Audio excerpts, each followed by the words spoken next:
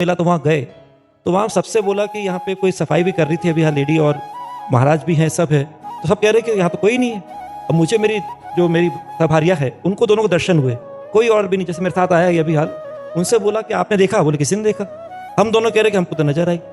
तो ऐसा लगा साक्षात हमने महारानी के दर्शन हुए। यहाँ तो दिव्य सहचर्या भगवान का दिव्य धाम है, यहाँ तो कुछ भी दिव्यता हो सकती है, या तो कोई आश्चर्य की बात नहीं है। ये तो बहुत दिव्य धाम है वृंदावन। यहाँ तो प्रिया प्रीतम विराजमान है, अनंत सहचरियाँ हैं। कौन सहचरी यमुना जी की सेवा में थी, कौन क्या कर रहे, पता नहीं कौन सी शक्ति कहाँ विचरण कर रही है। तो धाम है ना प्रभु का, हमारी दृष्टि हो तो हम पहचानना शुरू कर दे। जी मुकेश अग्निहोत्री जी, राधे राधे। महाराज जी आप उप मुख्यमंत्री हैं हिमाचल प्रदेश के। महाराज जी आप कह रहे हैं कि आपकी पत्नी की अकाल मृत्यु हो गई थी, बट एक दिन पहले आपसे मिलने की उनको तीव्र इच्छा थी और बहुत प्रयास भी किया, बट मिल नहीं पाए, मतलब वहीं से। महाराज जी उनके अंतिम इच्छा को पूरी करने के लिए आप आए हैं महाराज जी। हाँ, धन्यवाद है।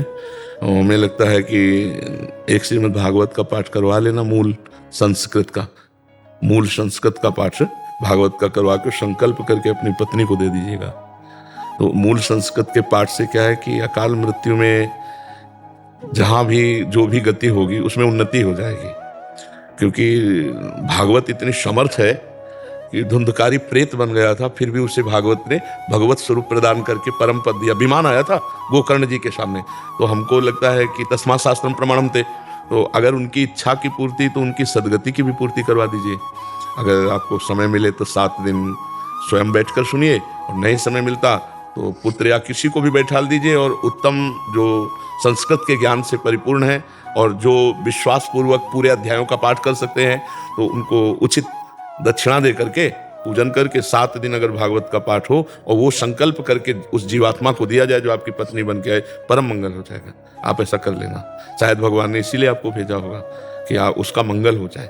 जीव का मंगल होना, भगवान की लीला कथा और भगवान के भक्त, यही है जहाँ से मंगल होता है। यदि भक्त मिल गए तो भगवान की लीला कथा सुनने को मिल गई तो मंगल हो गई, और भगवान का नाम, ये सब मंगलमय है। तो अनुष्ठान भागवत का करवा लीजिएगा 7 दिन के लिए, और संकल्प करके पत्नी को दे दीजिएगा। विजय उपाध्याय जी चंडीगढ़ से। महाराज जी आपके आज्ञानुसार श्री स्वामी राम सुखदास जी महाराज जी की गीता जी की टीका का अध्ययन का अवसर मिला। महाराज जी उसमें एक वाक्य में कहा है, एक श्लोक के अर्थात में, कि साधक को सुख दुख का भोग नहीं करना चाहिए, प्रस्तुत सुख दुख का सदुपयोग करना चाहिए। तुम इसे समझ नहीं पा रहे क्या? सुख दुख का भोग करना मतलब सुख दुख में फंस जाना। और सुख दुख किसको प्राप्त होता है? आत्मा को थोड़ी प्राप्त होता है। ये अंतःकरण धर्म से है, ये मन को है। अगर सुख का भोग करोगे, दुख का भोग करोगे, तो इसी में फंसे रहोगे। सुख दुख से परे जो सच्चिदानंद परमेश्वर है, उसके सुख को तो पा ही नहीं पाओगे। सुख दुख 2 कर्मों के फल से आता है। पुण्य फल से सुख आता है, पाप का जो फल आता है वो दुख आता है। तो हम केवल इतना ही भोगने के लिए पैदा हुए क्या? हम कोई पशु थोड़ी है। पशु सुख दुख केवल भोगता है। हमारे पास सुख आएगा तो हम 4 को बांट देंगे, और दुख आएगा तो गंभीर होकर के नाम स्मरण करते हुए उस पर विजय प्राप्त करेंगे। जो दुख भोगने का मतलब है उसमें लीन हो जाना। जैसे कोई पराजित हो जाता है इतना दुख में कि वो अपने शरीर को भी नष्ट करने की सोच लेता है, वो दुख का भोग करने लगा। सुख आया, इतना फूल गए, नाच रहे हैं, इतना उद्दंडता कर रहे हैं, नहीं, गंभीर रहो। सुख आया है, 4 को बांट के खाओ। दुख आया है, नाम जप करते हुए गंभीर होकर उसको पार कर जाओ। जैसे दिन है तो रात आएगी, फूलो मत। रात है तो निराश मत हो, दिन आएगा। ऐसे ही सुख दुख का चक्र चल रहा है, और आप चक्र से मुक्त होना चाहते हैं तो सुख दुख का भोग मत करो, परमात्मा स्वरूप में चित्त को लगाओ। अगर सुख दुख का भोग करोगे तो परमात्मा का चिंतन हो ही नहीं पाएगा। तो हम सुख में अगर फूलेंगे तो प्रभु को भूल जाएंगे, अभिमान आ जाएगा, मैं धनी, मैं विद्वान, मैं अमुक अमुक अमुक, नष्ट हो जाएगा। दुख में अगर हम डूबे तो प्रभु को भूल जाएंगे, हम अपने को बड़ा हे समझकर अपने जीवन को बर्बाद कर लेंगे। सुख और दुख दोनों से हम साक्षी भाव से देखें उसको। सुख आया बांट देते हैं और आनंद मगन रहते हैं, और दुख आया तो आनंद स्वरूप परमात्मा में चित्त लगाकर उसे भोग लेते हैं। देखो, कहीं आपको जलाया जाए, कष्ट दिया जाए तो आपको अच्छा लगेगा क्या? नहीं लगेगा ना। लेकिन जिन महापुरुषों ने सुख दुख का त्याग कर दिया, वो कह रहे हैं, तेरा किया मीठा लागे, हरि नाम पदारथ नानक मांगे। श्री गुरु अर्जुन देव जी के वचन है। तपते हुए तवे पे बैठा लिए गए, ऊपर से तप्त बालू डाली जा रही, और ऐसे मुस्कुरा रहे हैं जैसे फूलों की वर्षा उनके ऊपर हो रही है। तेरा किया मीठा। अब आप सोचो, परमात्मानंद में जो मगन है, तो इतना बड़ा दुख की सोच कर हृदय कांप जाता है। लाल लोहे का तवा उस पर बैठाल के ऊपर से तप्त बालू डाली जाए और कितने कितने कष्ट दे खोलते हुए उसमें, लेकिन मुस्कुराहट उनके नहीं, क्योंकि परमेश्वर के सुख में, परमात्मा सुख में वाहे गुरु वाहे गुरु वाहे गुरु, बस इतना ही तेरा किया मीठा। मतलब कैसी स्थिति है महापुरुषों की, कैसी स्थिति है। यहाँ थोड़ी प्रतिकूलता मिले तो भक्ति में संशय होने लगता है। तो इसलिए वहां जो सिद्धांत वर्णन हुआ कि सुख दुख में मत फंसो, इसके ऊपर उठो, परमेश्वर की प्राप्ति के लिए, अखंड प्रसन्नता के लिए, भगवदानंद के लिए, ये सुख दुख के ऊपर उठो। ये सुख दुख पाप पुण्य का फल है और हम आत्मस्वरूप हैं, हमें भगवदानंद चाहिए जो हमारा स्वरूप है, तो हमें आगे बढ़ना होगा। गौरव सिंह जी, वाराणसी से। महाराज जी जी दंडवत महाराज जी। महाराज जी, क्या संत महात्मा व गुरु जी की सेवा के द्वारा सरलता अर्थात सुगमता से आत्म साक्षात्कार हो सकता है, या केवल नाम जप व इष्ट के ध्यान के द्वारा ही आत्म साक्षात्कार हो सकता है? दोनों में से सुगम पथ, ये दो हैं ही नहीं। गुरु अगर अपनी सेवा में, शरीर सेवा में लगे हैं, तो हमें फिर अन्य कोई साधन की तरफ देखना नहीं है।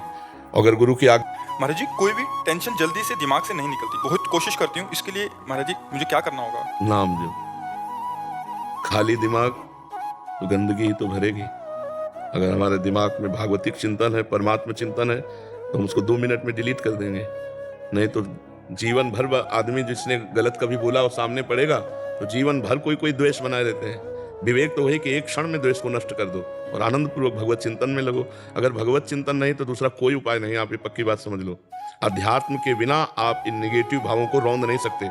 आप इनको रौंदने के लिए जब नाम जप करोगे तभी, कितना भी कोई भी भारी से भारी विपत्ति, भारी से भारी समस्या, भारी से भारी नेगेटिव चिंतन हम नष्ट कर सकते हैं भगवान के चिंतन के द्वारा। ध्येय मापदी, जिन चरणों का ध्यान मात्र आपदा का नाश कर देता है, हरि स्मृति मिनट में हटा देता है।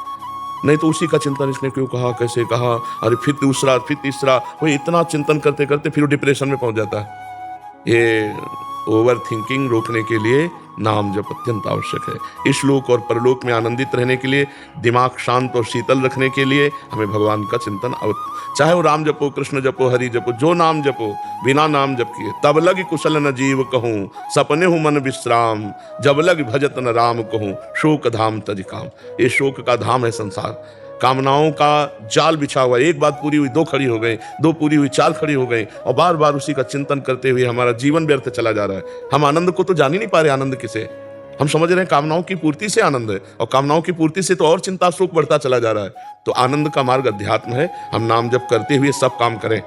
नाम जप करते हुए, नाम जप में इतनी प्रवीणता है, जैसे आपने हमें गाली दिया, आपने हमारी निंदा की, आपने हमें अपमानित किया, तुरंत विवेक उठेगा। नहीं, इसके भी हृदय में तो भगवान है। मेरे किसी पाप कर्म का दंड मुझे भुगताया जा रहा है, ये बेचारा तो निर्दोष है, इसको तो निमित्त बनाया जा रहा है। बड़े कृपालु भगवान, जो हमारे किए हुए कर्म का हमको दंड देकर पवित्र कर रहे हो। उससे मतलबे नहीं है, उससे मतलबे नहीं है। वो दुष्ट नहीं है। हमारी दुष्टता का किसी जन्म के जो कर्म है, उसका दंड देने के लिए इसको निमित्त बनाया गया। ये विवेक, ये ज्ञान आपको 1 मिनट में बचा लेगा। दूसरी बात, इतनी नाम जप से क्षमता आ जाती है कि जैसे अपने हाथ से अपने चोट लग जाए, किसको आप गाली दोगे? अपने हाथ से चोट नहीं लग जाती, अपने किसको गाली दोगे? अपने दांत से जबान कट जाए, किसको गाली दोगे? ऐसे ही सब में आत्मस्वरूप भगवान का दर्शन कर रहा है, तो दुनिया के द्वारा किए हुए प्रहार को ऐसे ही समझ रहा है जैसे अपने हाथ से अपने को दंड में। वो किसी को दोषी नहीं समझता, सब में भगवत भाव। उमादे राम चरण रत, विगत काम मद कोह, निज प्रभु में देखें जगत, केशन करें विरोध। तो बिना भगवान के चिंतन के इस समस्या का समाधान नहीं हो सकता। जब तक सर्वत्र समबुद्धि नहीं आएगी, ज्ञान नहीं जागृत होगा, तब तक ये जलन शांत नहीं होगी। द्वेष करने वाले पर भी हम रोष ना करें, ये अध्यात्म है, तो हम जीत जाएंगे। नहीं, कितना प्रपंच, जरा दिमाग को आप अपने खुद देखिए, कितना प्रपंच भरा हुआ है। उसको साफ करने के लिए हमारे पास नाम है, राधा राधा राधा राधा। आप खुद देखना, आप कितने गंभीर हो जाएंगे, आपको कितना आनंद आने लगेगा, आप में एक मस्ती आ जाएगी। आप खुद देखिएगा, नाम ही एक उपाय है। किसका प्रश्न था? हाँ, नाम नहीं जप करोगे तो फिर इसको नहीं हटा पाओगे। यही तो दंड है, यही दंड है। अरे देखो, यही बुद्धि अपने आप जहर खवा देती है। अपने हाथ से आदमी जहर खाता है, अपने हाथ से फांसी लगा लेता है, अपने हाथ से शूट कर देता है। ये वही बुद्धि है जो भगवान से विमुख हुई, संसार में सुख खोजने गई, और जब उसको कुछ नहीं मिला, धोखा मिला, या उसका निर्णय ठीक नहीं हो पा रहा, तो सोचता है यार अपने को ही खत्म कर दो। ये है बुद्धि। ये देखो ना, कितनी घटनाएं ऐसी घटती हैं। तो इसलिए हमें लगता है सबको नाम जपना चाहिए। गंदा भोजन छोड़ो, गंदा पेय पदार्थ छोड़ो, गंदे आचरण छोड़ो, नहीं तो तुम्हारी दुर्गति हो जाएगी। आज हंस लो हमारी बात पे, girlfriend boyfriend live in relation, आज हंस लो हमारी बात पे कि बाबा जी ऐसी बात करते हैं, ये क्या जाने। समय आएगा ना, तब तुम देखना, हमारी बात को याद करना कि तुम्हारा जीवन कहाँ पहुंच गया है, कितने संकट में पहुंच गया है।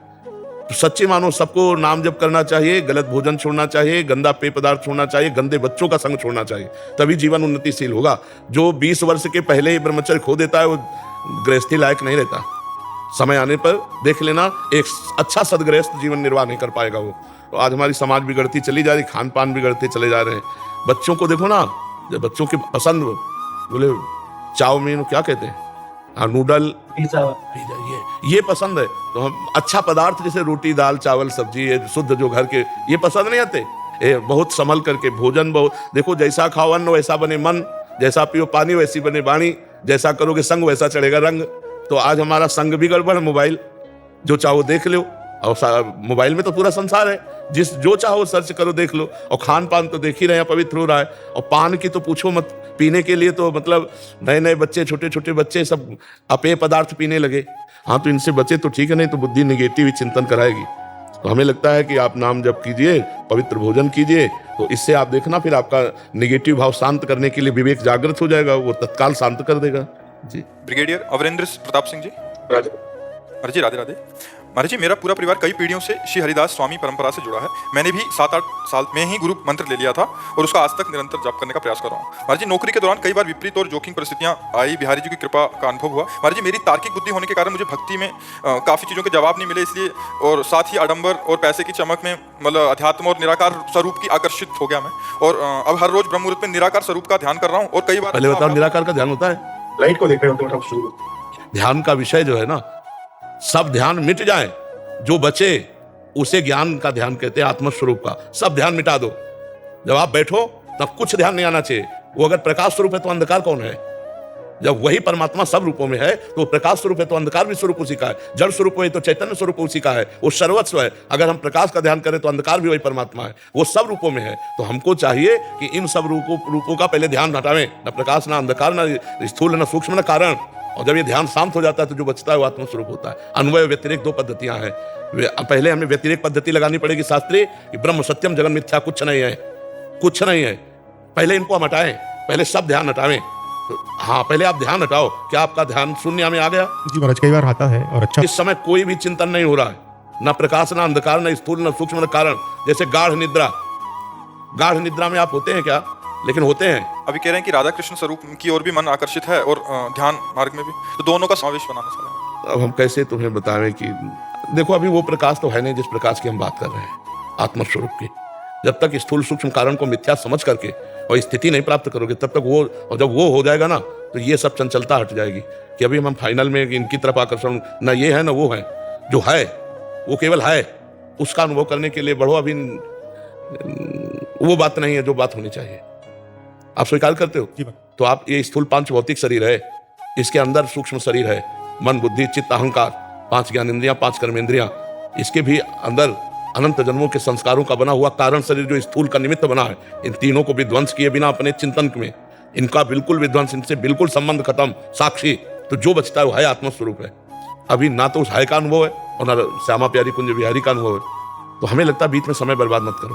वही महाराज वही हो रहा है, मैं सोच रहा हूँ कि कहीं फंस रहा हूँ बीच में मैं। नहीं तो जब आप इतने बड़े महापुरुष श्री स्वामी हरिदास जी से जुड़े थे तो आपको वहीं जुड़े रहना चाहिए। महाराज, मेरे भी गुरु का यही कहना है, बालक दास जी तो नहीं रहे अभी, लेकिन अभी जो प्रेजेंट गुरु हैं जी, तो उनका भी यही कहना है कि उन्होंने अपना दिया, लेकिन मैं आपसे थोड़ा सा चाह रहा था। मतलब इनको अभी थोड़ा सा द्वंद्व है कि ये बीच में वैसे हो गए थे कि निराकार स्वरूप का ध्यान, और अभी फिर से इधर आना चाहते हैं। निराकार स्वरूप हमें है, हमने जो आकार पकड़ा वही आकार पकड़ लिया। कर्मा के अनुसार मनुष्य शरीर बना, हम मनुष्य पुरुष मान रहे हैं अपने को, स्त्री मान रहे हैं अपने को। हमारा क्या स्वरूप है आप बताओ? क्या स्वरूप है? आपको कितने साल हो गए इस शरीर में रहते? 61 साल हो गए। 61 साल में 1 मिनट अपने से मिले हो तो हमें बताना। 61 साल में 1 मिनट आपके घर में रह रहे हो, बाहर ही भटकते रहे, सब बाहर को ही अपना मानते रहे, अपने को भूल गए। उसी स्वरूप में आ जाओ। जितने शास्त्र हैं सबका कहना एक ही है।